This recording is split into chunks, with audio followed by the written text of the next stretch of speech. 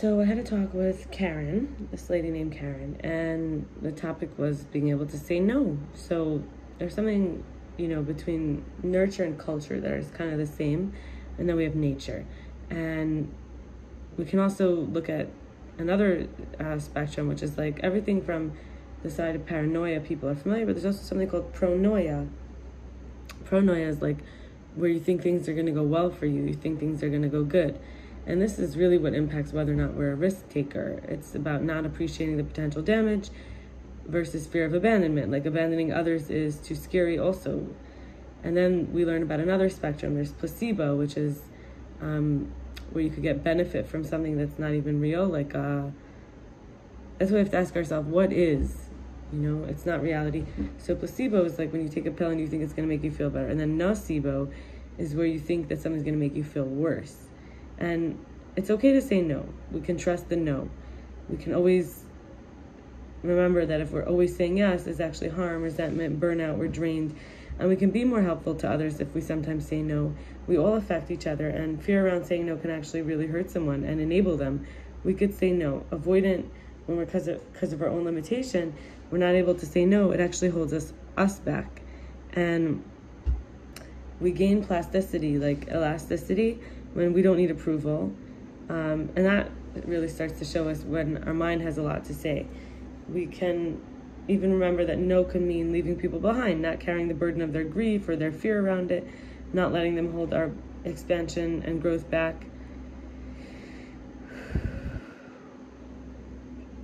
And I'm going to transition now to the topic of narcissism, which is, for me, really related to the father wound.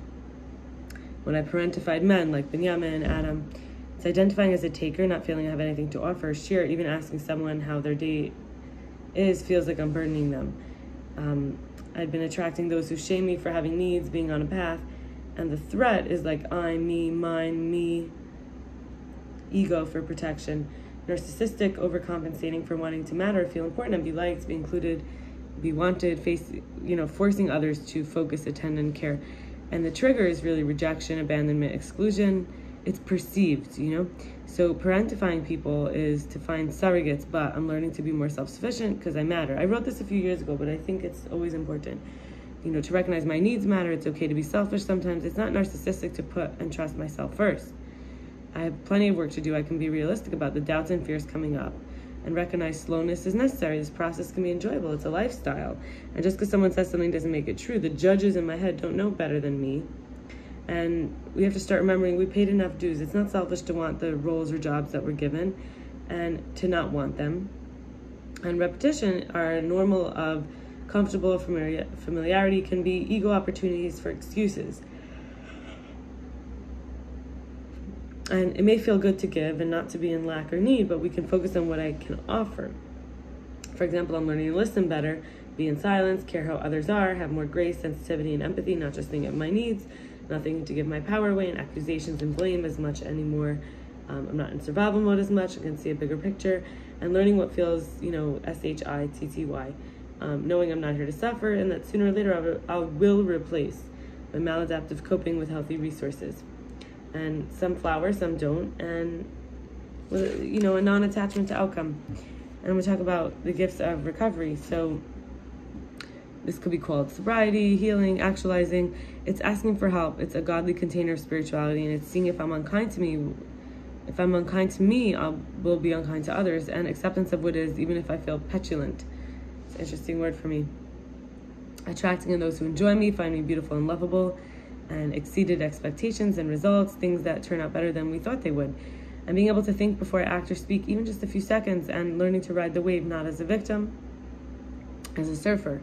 Seeing anything I put between me and God will disintegrate, and that a community I choose that welcomes me, and being able to just be an imperfect human, living just for today, feeling I don't get more than I can handle, and feeling a part of, and also like nothing's missing, and empowering toward my full potential, reconciling inner conflict to transformation, starting to balance work, play, and rest, and willing to explore the dark pockets, more confidence and security, not having shame around what was done to me and what I did, and in other words, owning mistakes and accountability. And the emotional roller coaster has lessened drama dramatically, and plus I have more tolerance and that emotional elasticity mentioned before.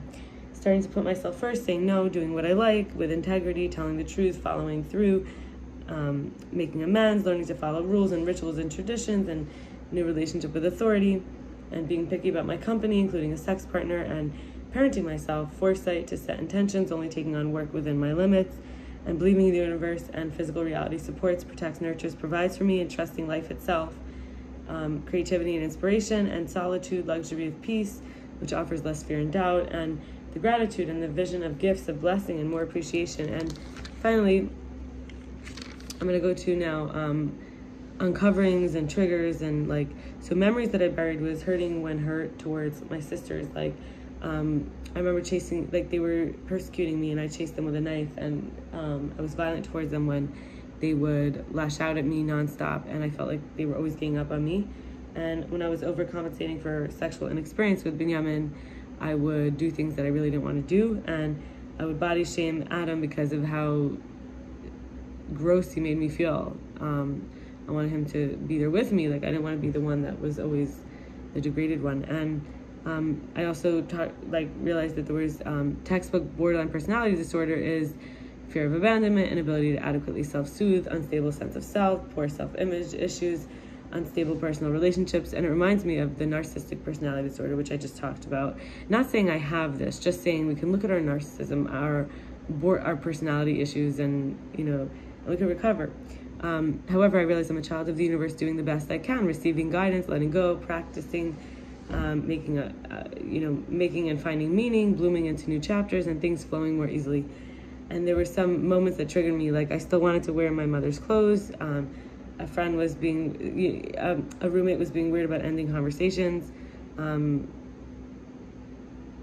Someone telling me that I remind them of themselves, and it helps them to stay abstinent from compulsive eating because of who he was, that he sees in me. I let this guy Matthew intimidate me.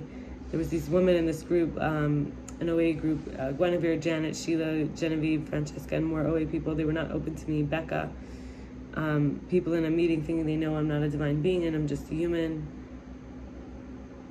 In other words, I found it triggering in all these situations. I didn't feel I felt like I was being violated by other people's perceptions.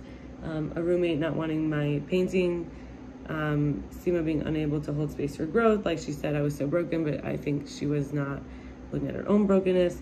And Sarah called me graceless, deficient, and insensitive because she didn't like something I said. So yeah, I'll leave it there, and hope that this was encouraging for you and enlightening. Be well. Bye.